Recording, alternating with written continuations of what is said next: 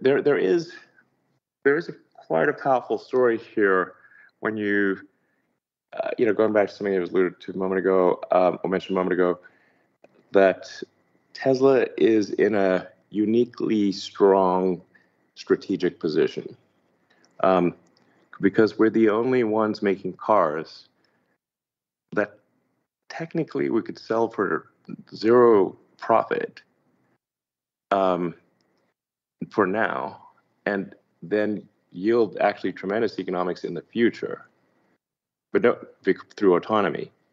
No one else can do that. I'm not sure how many people will appreciate the profundity of what I've just said, but it is extremely significant.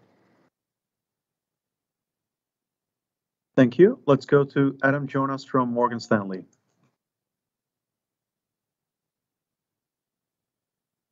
Hi, everybody. So first, Elon, good luck with tomorrow's launch at Boca Chica. Break a leg. We definitely can't have too much luck in the rocket business, that's for sure.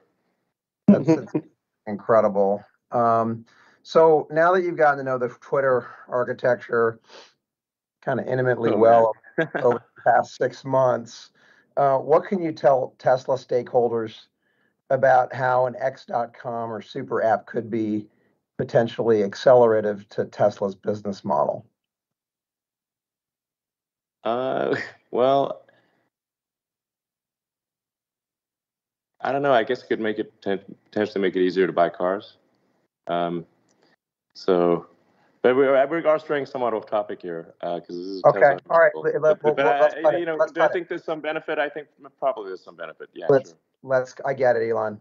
So just as a follow-up on manufacturing, you're a student of history, and yes. You'll know that back in 1913, Henry Ford introduced the moving assembly line in Highland Park, Michigan, and the price of a Model T, which had already, been undercutting cars around the time, fell another 70 or 80%, and hundreds of rival car companies went bust. Yeah.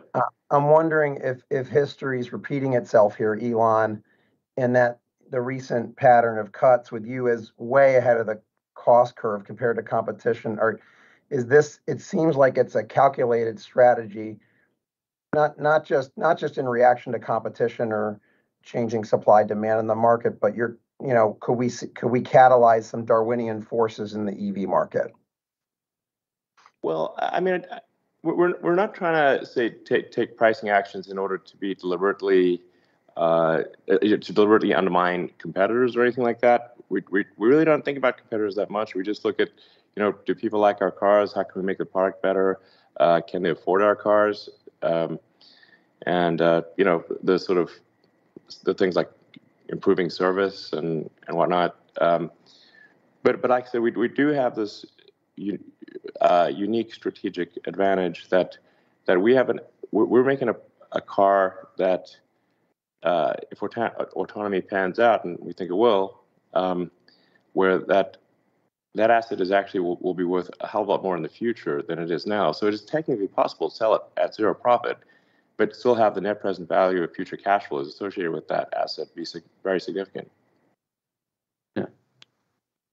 And service and charging and insurance and all of these other ongoing revenue streams that other companies don't have. Yeah. Certainly, we want all EVs to succeed too. We just want to say that we're not in like some malicious attack to try to just crush everybody. Definitely not. We're like opening up superchargers. We've made our patents available for free. So it's like we're trying to be helpful here, So we're not out to destroy competitors or anything like that. We're trying to help competitors, frankly, in any way that we can. Thank you. Let's go to Dan Levi from Barclays. Hi, good evening. Thank you. First question, you're ramping supply at Austin and Berlin. So I wanted to understand just how critical it is to further increase volume at those plants just to get the vertical integration benefits in the face of the sort of market with some demand questions. And just broadly, should we historically you've been operating at the pace at which your supply allows you to produce as opposed to gauging to demand. Should we generally expect that you're going to continue to produce at your whatever the max capacity that you're allowed within your supply constraints, regardless of what the broader economic environment is, just to continue to get that volume out there? That is, yes. I mean, there could be like obviously a macro shock that is so severe that people just stop buying cars for some reason. But in the absence of that, we will continue to grow output at a rapid clip. Great, thank you. And then just on the margins associated with Austin and Berlin, you mentioned Austin and Berlin have a margin drag until you reach intended volumes. I don't know if you can disclose what those volumes are.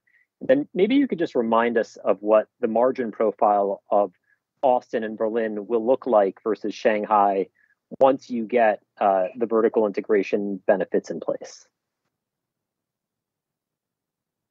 Well, probably won't have be quite as good as Shanghai. Shanghai is hard to, has a very efficient cost structure. Obviously our lowest cost structure in the world. But we do expect to be make significant improvements in Austin and Berlin, and continue to make improvements in Fremont as well. So, yeah, we've increased. This is Roshan, by the way. We increased our localization efforts, so that will then drive down our days on hand requirements. We've made 10% quarter-over-quarter improvement in days on hand. So we'll continue that path as the localization improves. Okay, thank you very much. And our final question comes from Philippe Houchois from Jefferies. Yes, good evening. Thanks for taking the question. It's slightly longer term. I completely agree with your comments that we should look at Tesla in terms of auto market share, not EV market share.